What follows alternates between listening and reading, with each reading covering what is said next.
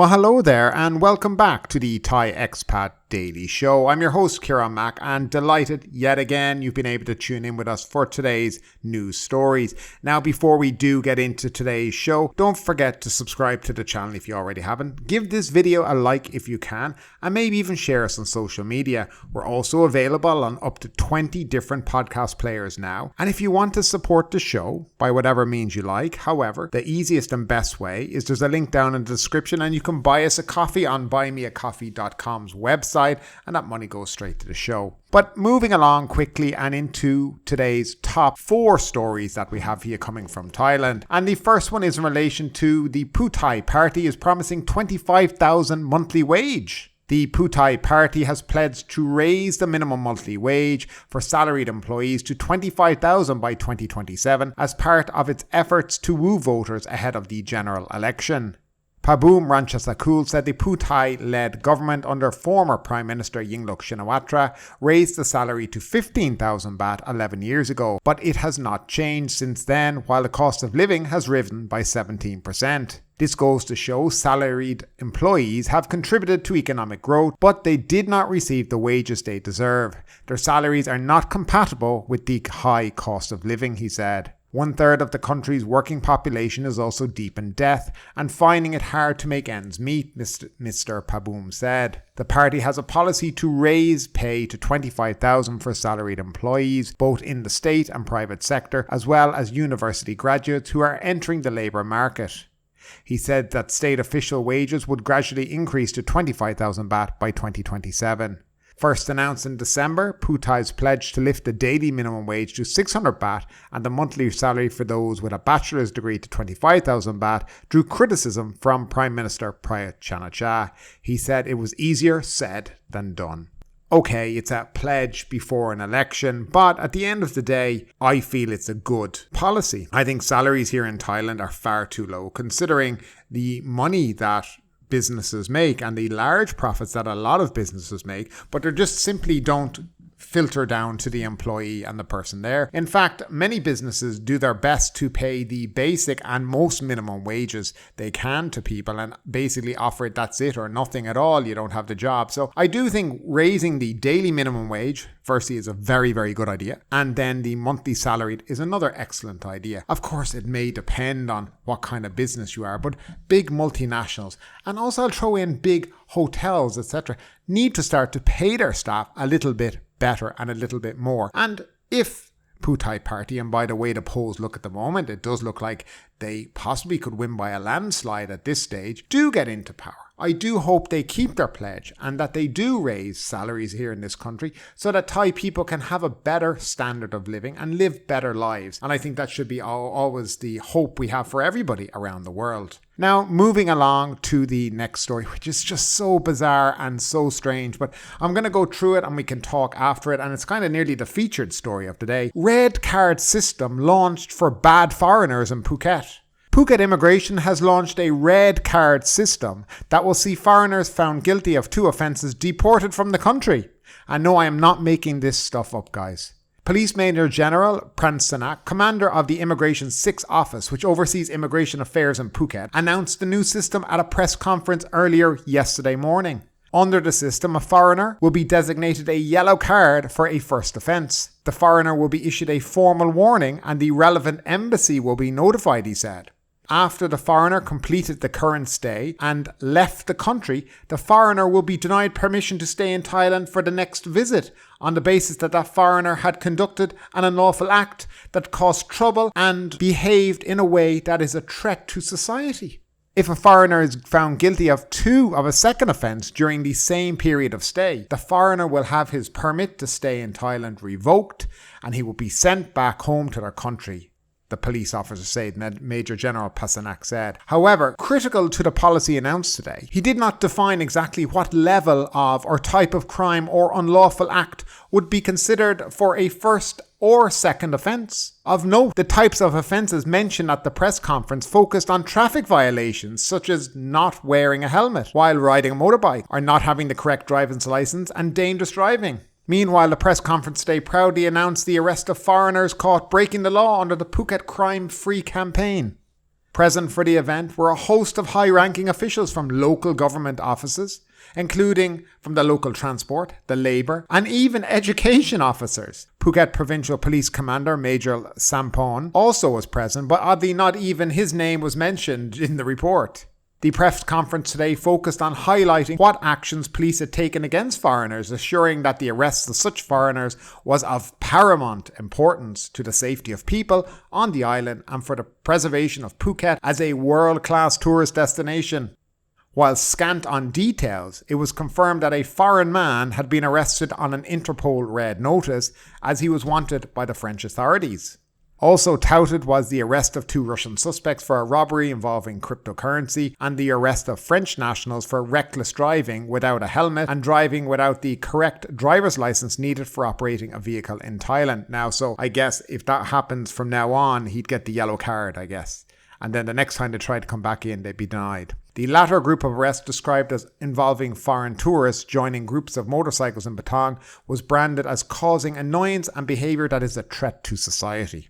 Phuket Immigration, Patong Police and Phuket Tourist Police had arrested French foreigners involved in the above and had arrested a foreigner for stealing a Thai job. Tracking down and arresting a gang of Mongolians stealing from tourists in Patong, namely by pickpocketing, was also worthy of a mention at the high-powered press conference today. Apparently, the landlord where the Mongolians were staying was issued a formal warning, admonishing him to strictly comply with the law. But which law the landlord had broken was not explained. Officials at the event also promoted the Trafi Fondue app as a means of filing complaints to authorities, which has become a standard entry into nearly every local government report involving officials. It was explained that the 3 complaints relevant to the Phuket Immigration Offices, Patong Police and the Phuket Tourist Police, 2 had been resolved, while the 3rd was still under investigation. Phuket Immigration Police Colonel Tanat called on all people to report illegal activities perpetrated by foreigners. The Phuket Provincial Immigration Office has set a standard for conducting screening inspections and the suppression and arrest of foreigners who commit crimes in various fields, including monitoring persons with arrest warrants. If anyone sees or knows of wrongdoings by foreigners, please report it to the Phuket Immigration Office, he added. While focusing on catching bad farang on the island, police at the press conference today made no mention of any ethical action taken against any of its own officers for engaging in criminal activity, including an officer from the Shillong police attempting to extort 5,000 baht from a foreign tourist for illegally riding a motorbike through the Shillong underpass. So there you go, have it, and tourists, foreigners, beware in Phuket. Phuket now is its own independent island where they can simply make their own rules and regulations up about immigration and do whatever they like, regardless of what the actual national rules of the country, the national laws of the country are. Phuket has now decided to make its own rules. So they have now the yellow and red card, except nobody knows what gets you a yellow card and nobody knows what gets you a red card. So if the discussion is, and what seems to be in another couple of websites, is if you're caught wearing no helmet as a foreigner in Thailand, you're going to get a yellow card. And the next time you try to go back into Thailand, you're going to be blocked. You will be rejected from coming in. And if you get 2 yellow cards during your current stay, you will be deported straight away and you won't be able to get back into Thailand again. This is how now the Phuket Immigration are conducting themselves. The police are conducting themselves in this country. This is what's going on now. Phuket has become its own island, its own country, apparently, with its own rules and regulations to do with immigration and everything else. And they simply can, imagine the abuse that this could be getting. And the way things have been going on in the country for the last couple of months, I'm not quite sure the police really need to have more spotlights on them. And this is yet another spotlight on people making up rules and regulations that I'm pretty sure probably will be challenged. And I can guarantee we're going to see a backtrack eventually on this because this is just so badly thought out. The amount of tourists in Phuket who ride motorbikes, let's say, who come for a week. And by the way, I am all in agreement with people having the correct license on a motorbike. But the idea that if you didn't have the correct license, next time you try to come back into Thailand, you'll be rejected. That to me is ludicrous. What about Thai nationals breaking the law, Phuket? Is it that they get away with it and it's a clear ride for them? It's a getaway for them and we're just going to now focus on tourists? These kind of press conferences do nothing but kind of nearly create a sort of racism amongst people that, yeah, let's get the foreigners. We saw this before during COVID, where people were picking on foreigners. Foreigners not wearing his face mask, report him, do this, do that. Oh, let's get them in trouble. Look at this guy on a motorbike with another person. That's against COVID laws. Take a picture, post it on the website, get him arrested. This was the thing that was going on during COVID.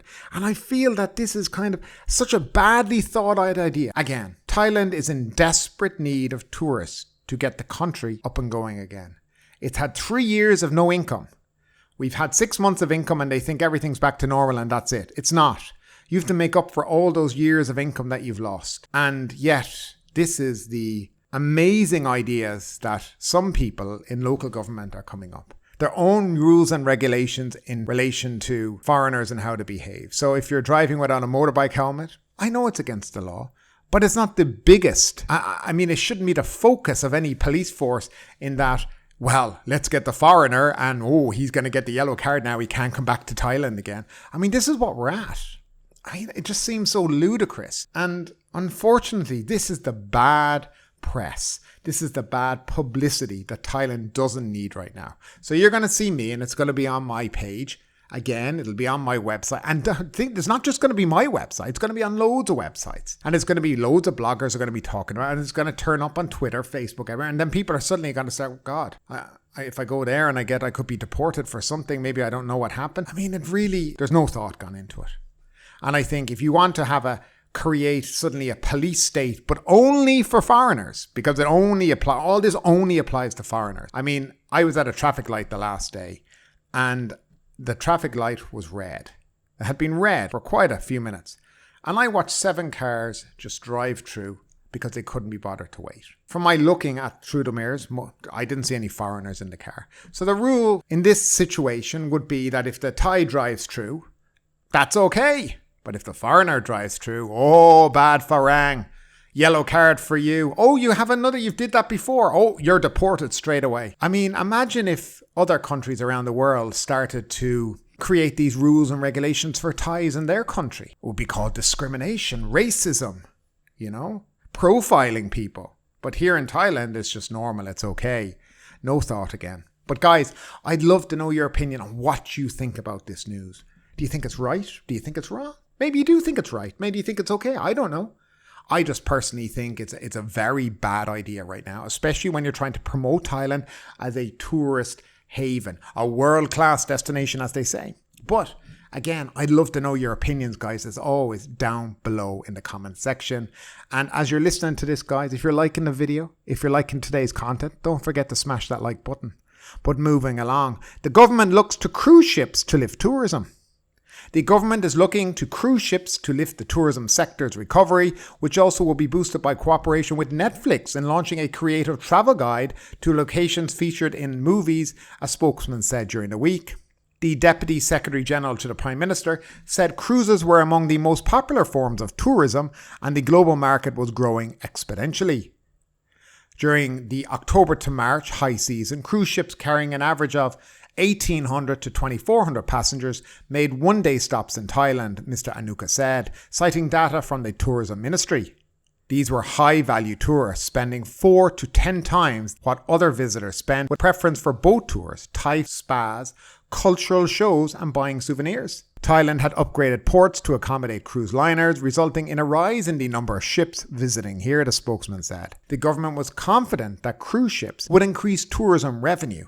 In 2019, before the pandemic, revenue from cruise ships was almost 4.84 billion baht. The government was also looking to encourage new forms of tourism.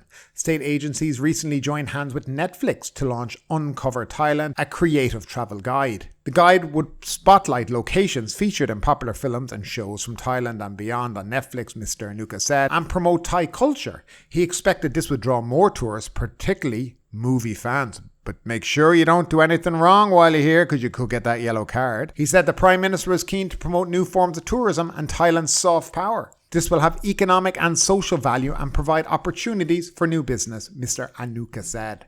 Of course, if you get the yellow card, guys, that's your trip to Thailand finished. Don't forget. And finally, airline websites swamp as Hong Kong ticket giveaway starts. People hoping to take advantage of a Hong Kong scheme to give away 500,000 free airline tickets face hour-long queues on Wednesday as the city bids to woo tourists back. Hong Kong last month launched a campaign to reboot its reputation as Asia's world city after years of strict pandemic-related travel restrictions and a crackdown on sometimes violent pro-democracy protests. On Wednesday, Hong Kong became one of the last places in the world to drop its outdoor mask mandate, which city leader John Lee said was a sign that it was resuming normalcy. Tourism once comprised nearly 5% of the city's economy, but visitors' figures plunged last year to 600,000, less than 1% of 2018 levels. Hong Kong-based carrier Cathay Pacific and Hong Kong Airlines were the first companies to launch the government-backed Hello Hong Kong ticket giveaway, which will roll out over several months. Social media users complained of long online queues to register, and an AFP reporter encountered wait times of more than 2 hours on the Cathay Pacific website. More than 55,000 users were waiting to access the offer, according to the reporter. Cathay Pacific said its giveaway of 17,400 round-trip tickets from Thailand to Hong Kong ended on Wednesday afternoon, despite initially being scheduled to last 7 days. The airline did not immediately respond to an AFP request for comment. The first stage of the giveaway offered round-trip flights from Southeast Asia. Hong Kong residents will be eligible for a separate campaign for 80,000 tickets to be rolled out in July. Hong Kong once had one of the globe's busiest and best connected airports, but travel came to a virtual standstill when the city imposed strict travel restrictions and quarantine requirements, part of China's zero-COVID doctrine. The restrictions helped the city remain largely virus-free until a deadly Omicron outbreak at the start of 2022 that killed more than 9,000 people. The city has now lifted most curbs, but as of January, around 20 regional Asian airlines were unable to restart services to the city due to labour shortages. And good news for Hong Kong, it's actually a country I really enjoyed visiting before COVID, and I've been there 2 or 3 times now. I'm not sure with the pro-democracy, with the very big change in Hong Kong and the clampdown that went on there, the change in basically the law there in relation to Hong Kong and the whole COVID mentality, whether or not it's going to be a good country to return to for, a 3 or 4 day stay. I do have friends of mine who've been there recently. They said it was pretty much okay. Not as good as when they went before, but they mainly put that down that they were still there when they had to wear a mask and they found it quite annoying and there were still restrictions, etc. But in general, a nice city to visit if you like somewhere. If you're living in Thailand, you want to go to Hong Kong, it's not that long. It doesn't take that long to get there either. It's a quick hop over the ocean, really. But that's it, guys, for today. Thank you for tuning in. Any comments on any of the stories, do leave them down below in the comment section. I do always love listening. I love reading your comments each and every day. But yet again, thanks again for tuning in. Hope you have a phenomenal day and we'll chat to you soon. Take care and stay safe. But ultimately, with this story or anything else that stood out to you today, I'd love to know your thoughts in the comments down below. Because yes, this is a news show, but it's also a conversation. Now keep that conversation going. Make sure you like this video, subscribe to the channel, share the video, and do all the good stuff that does help that YouTube algorithm. But ultimately, my name is Kieran Mack. You've been listening to the Thai Expat Daily Show, and we will see you next time.